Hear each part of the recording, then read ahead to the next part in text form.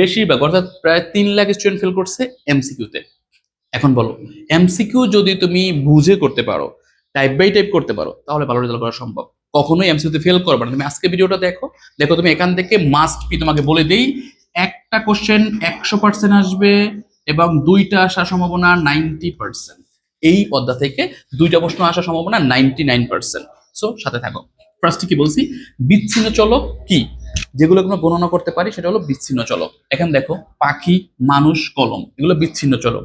পরীক্ষা বিচ্ছিন্ন চলক খুব কম আসে, কিন্তু যেটা আসবে এটা ট্রিপল স্টার দিয়ে রাখো, ট্রিপল স্টার বলে দিলাম, মিলাই নিও তোমরা যে অবিচ্ছিন্ন চলক কোনটি। হয় সেটা বয়স আসবে, না হলে উচ্চতা, জিপিএ, তাপমাত্রা। অর্থাৎ 2025 সালেও কিন্তু জিপিএ আসছিল, বুঝতে পেরেছো? অর্থাৎ তুমি যতগুলা বোর্ড দেখবা এইটা এতবার আসছে, তোমাকে এটা জানতেই হবে। তুমি যদি এটা ভালো করে কমপ্লিট করতে পারো, ইনশাআল্লাহ মনে করি কমন পাওয়ার সম্ভাবনা খুব বেশি। এবার আসো, যেহেতু 25 সালে এটা আসছে, তার মানে তোমাকে 26 সালে একটু ঘুরাই দিতে পারে। তাহলে আমি কি করবো, প্রচুরক, মানে মতো খেয়াল করি স্যার, প্রচুরক শ্রেণীর মধ্য, মানে প্রচুরক শ্রেণীর সূত্রটা মুখস্থ রাখবা। এখান থেকে যে প্রশ্নটা করতে পারে এল কি, অথবা বলতে পারে F1 কি। তাহলে এলটা কি বলতে পারো, প্রচুরক শ্রেণীর নিম্ন সীমা। মনে করে লেখা রাখো, প্রচুরক শ্রেণীর নিম্ন সীমা, নিম্ন সীমা এটা আসতে পারে। এবার আসেন মধ্যক, যেটা অনেকবার আসছে পরীক্ষাতে, বিশেষ করে স্কুলগুলোতে এবার টেস্ট পরীক্ষাতে আসছে। সেটা হলো, এখানে এলটা কি, এখানে এল হবে মধ্যক শ্রেণীর নিম্ন সীমা, আর বেশি আসবে এইটা এফসি, ভেরি ভেরি ইম্পর্টেন্ট। তাহলে এফসি হলো ক্রমোদিত গণসংখ্যা, এই ক্রমোদিত যে উচ্চ সীমাটা আছে, এবং এফএমটা কি, গণসংখ্যার সর্বোচ্চ মান। এই এফএমটাও কিন্তু পরীক্ষাতে আসে। তার মানে তোমাকে অবশ্যই এই যে আমি তিনটা কথা বললাম, এখান থেকে মাস্ট বি একটা পরীক্ষা আসবে। এবার আসো, এখান থেকে এখান থেকে অনেকবার দেখলাম, আমি বিশেষ করে 2019 সালে, 17 সালে এখান থেকে প্রশ্ন আসছিল।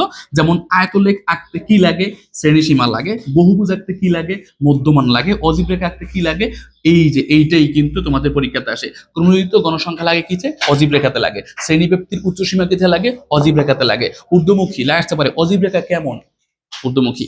ভালো মতো খেয়াল রাখো, এটা ট্রিপল স্টার দিয়ে রাখো পরীক্ষাতে, মনে রাখো 5 স্টার দিয়ে রাখো, আসতে পারে। যেহেতু এটা পরীক্ষাতে আসছে, তার মানে এবার 26 সালে এটা আসতে পারে। এবার আসো, গড় নির্ণয়ে যাই। গড় নির্ণয়ে ধাপ বিচ্যুতি লাগে, কি লাগে, ধাপ বিচ্যুতি লাগে। এখন আসো, আমরা A plus summation F I UI into H by N, এখানে প্রশ্ন করতে পারে স্যার এই এটা কি, এটা হবে সমান আণবিক গড়। এটা অনেক স্টুডেন্ট কিন্তু জানো না, এটা কি, আণবিক গড়। এবং ইউ1 ধাপ বিচ্যুতির সূত্র চাইতে পারে, ধাপ বিচ্যুতি কোনটি, নিচের ধাপ বিচ্যুতি কোনটি, এটা আসতে পারে। এবার আসেন স্যার, আমরা বোর্ড প্রশ্ন অ্যানালাইজ করি যে আমাদের কোনগুলো পরীক্ষাতে আসছে এবং আসবেই। এখানে দেখো, 1 নম্বরে বলছি 1 2 3 4 5 6, এই যে 6টা দেওয়া আছে, সংখ্যাগুলোর মধ্যক কত। আবার এখানে দেখো 1 2 3 4 5 6 7, এই 7টা সংখ্যার মধ্যক কত। তার মানে তোমাকে যেটা জানতে হবে, একটা হলো জোড় আর একটা বিজোড়। তাহলে জোড় সংখ্যার জন্য আমি সবার আগে দেখি, জোড় সংখ্যা যদি হয় তাহলে মধ্যকের সূত্র হলো কি বলেন তো, একটা হলো n + 2 তম পদ যোগ n/+1 2 তম পদ, এটা মনে রাখবা। আর যদি বিজোড়েরটা আসে তাহলে শুধুমাত্র কি করবেন, n+1/2 তম পদ। অবশ্যই তোমাকে আগে সিরিয়াল বাই সিরিয়াল সাজাইয়ে নিতে হবে। আমি আবারও বলছি, এটা যদি তুমি সিরিয়ালি না সাজাও তাহলে কিন্তু পরীক্ষায় পারবা না। তুমি যখন মধ্যক করতে যাবা তখন আগে অবশ্য সবার আগে কি করবা, সাজাইয়া নিবা। সবার আগে কে আসবে, এখানে 9 আসবে, এবার কত আসবে বলেন তো, 11 আসবে, এবার কত আসবে বলেন তো, 13 আসবে, এবার আসবে কত, 14 আসবে, এবার কত আসবে, 14 আসবে, তারপরে 17। কথা বলছে 30 থেকে 75-এর মাঝে মৌলিক সংখ্যা, যেটা কিন্তু তোমাদের আসে নাই, কোনো পরীক্ষাতে আসে নাই। তার মানে কি, যেহেতু মিলন সাহেব বলছে একটু ব্যতিক্রম প্রশ্ন করবে, তার মানে এটা আসতে পারে। বুঝতে পেরেছেন?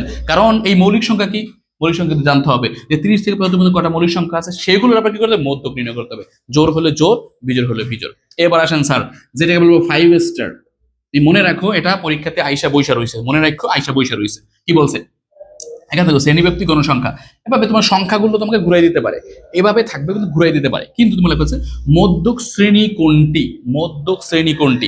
এখন এটার জন্য তোমাকে একটা টেকনিক শিখাই দিই। কি করবে, একটা দাগ দিয়ে ফেলো পেন্সিল দিয়া পরীক্ষার ভিতরে। দাগ দিলে কি হবে, এটা 4, 4 আর 18 কত হয় স্যার, 22, 22 আর 22 কত হয় স্যার, 44, 44 আর 18 কত হয় স্যার, 62। এটা কি বের করলাম আমরা, ক্রমযুক্ত গণসংখ্যা। কেন লাগবে স্যার, এখন আমরা জানছি মধ্যক শ্রেণী, আমরা জানি মধ্যক শ্রেণী হতে হলে বড়টা লাগবে। অর্থাৎ সবচেয়ে, এখানে দেখো মধ্যক শ্রেণী বলতে আমরা কোনটা নিব, অর্থাৎ তোমাকে এখানে বলছে টোটাল কত আছে 62, 62কে 2 দিয়ে ভাগ দিলে কত পাওয়া যায়, 31 পাওয়া যায়। কত পাওয়া যায় স্যার? 31 পাওয়া যায়। এই 31 শ্রেণীটা কোথায় আছে সেটা চাইছে। তাহলে কোথায় আছে দেখো তো, 4 এর ভিতরে তো থাকবে না, 18 এর ভিতরে থাকবে না, 22 এর ভিতরে থাকবে না, এই 44 এর ভিতরে কিন্তু 31 পাওয়া যায়, যায় না?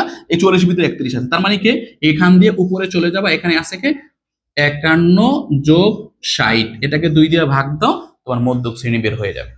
বুঝতে পেরেছি? এভাবে প্রশ্ন করতে পারে, আবার ঘুরে প্রশ্ন করতে পারে মধ্যক শ্রেণীর মধ্যমান কোনটা, তার মানে কি উত্তর কিন্তু এইটাই। কত আসে এক ক্যালকুলেটর নেন তো একটু দেখেন তো কত আসে এখানে। ঠিক আছে, তাহলে শ্রেণী কোনটা পেয়েছি স্যার? যদি বলে মধ্যক শ্রেণী কোনটা, মধ্যক শ্রেণী কোনটা, এই যে অপশন আমি দিয়ে দিছি 51 থেকে 60। এখানে বলছে মধ্যক শ্রেণীর মধ্যমান কত, মধ্যমান কি করবো? 2 দিয়া এই দুইটা যোগ করো, যোগ করে 2 দিয়া ভাগ দাও, কত আসে স্যার দেখেন তো? 60 আর 51 কত আসে? 111 2 দিয়ে ভাগ দাও, কত আছে? 55 সামথিং আসে না? আচ্ছা, এটা কিন্তু আসতে পারে। এরপর তো দেখেন মধ্য বিন্দু, আর একটা মনে রাখবে স্যার, মধ্যক শ্রেণীর মধ্যমানও যা, মধ্য বিন্দুও কি তা, তার মানে সূত্র কিন্তু এইটাই। বুঝতে পেরেছি? অর্থাৎ তোমাকে একটা প্রশ্ন 3 ভাবে ঘুরাইয়া করতে পারে, সো একটু অ্যালার্ট থাকো, তাহলে তুমি কিন্তু এটা পারবা। তাহলে আমি এখানে যেটা বলছি একদম বেসিক থেকে, এই বেসিক ক্লাসটা করলে আশা করি তোমরা এখান থেকে 2টা মাস্ট বি কমন পাবে এবং একটা তো পাবেই। তো সাথে থাকো, এভাবে প্রতিটি অধ্যায়ে যদি ভিডিও চাও বা প্রতিটি অধ্যায় বেসিক থেকে শিখতে চাও, সাথেই থাকো।